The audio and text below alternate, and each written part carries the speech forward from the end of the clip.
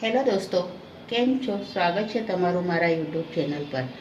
આજે હું મસાલેદાર પોટેટો ક્રેકર્સ બનાવવાની છું.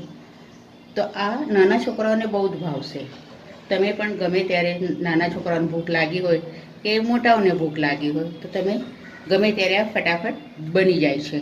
તો આ તમે બનાવી શકો છો. આને ગરમ કરવાની જરૂર નહીં કે કંઈ જ જરૂર નથી. ખાલી એક 5-10 મિનિટનું કામ છે પ્રિપેરેશન કરવા માટે. તો ચાલો મારા કિચનમાં આજે આપણે પોટેટો ક્રેકર્સ બનાવીએ. હવે આના પર આપણે ટમેટો કેચઅપ નાખીશું.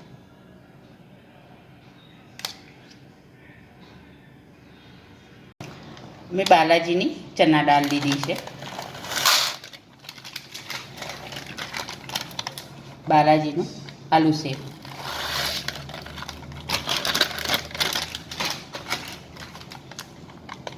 મગ દાળ,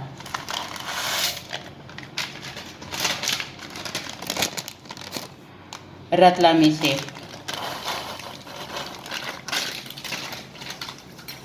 હવે આપણે આ 4 વસ્તુ મિક્સ કરી લઈએ. પહેલાં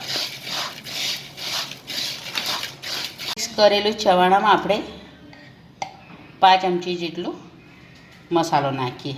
ચાટ મસાલો છે આ. 1 નાની ચમચી ઝીણા ક્રશ કરેલા લીલા મરચાં લેવાના છે. જો તમારા ઘરમાં નાના છોકરા હોય તો લીલું મરચું નહીં નાખવાનું. ઝીણી સમારેલી ડુંગળી 2 ચમચી જેટલી નાખીશું આપણે. અને ટામેટાં એ પણ આપણે 2 ચમચા જેટલા નાખીશું. 1 ચમચી જેટલી લીલી ચટણી નાખીશું. હવે આ બધું આપણે પહેલાં મિક્સ કરી લઈશું.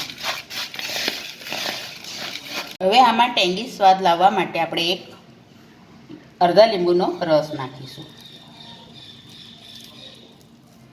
મેં પોટેટો ક્રેકર્સ લીધા છે. આ રીતના એનું પેકેટ છે. હવે આમાંથી આપણે પોટેટો ક્રેકર્સ કાઢીશું. હવે આપણે આને થાળીમાં એક એક કરીને મૂકીશું. હવે આ ક્રેકર પર આપણે લીલી ચટણી થોડી થોડી નાખીશું.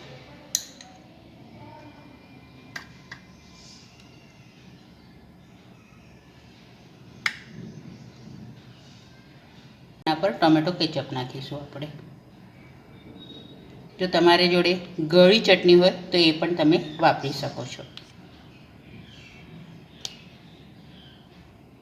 હવે આપણે જે મિક્સર બનાવ્યું છે એ હવે આના પર આપણે થોડું થોડું કરીને નાખીશું.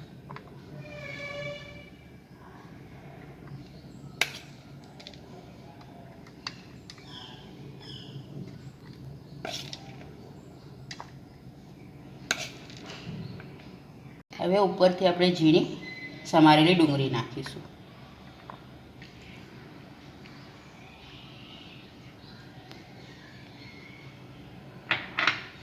હવે ટમાટા નાખીશું.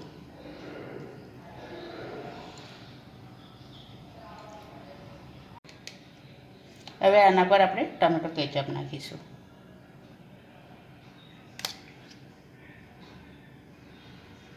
હવે ઉપરથી લીલા ધાણા આપણે સ્પ્રિંકલ કરીશું. થોડો ચાટ મસાલો ઉપરથી આપણે નાખીશું.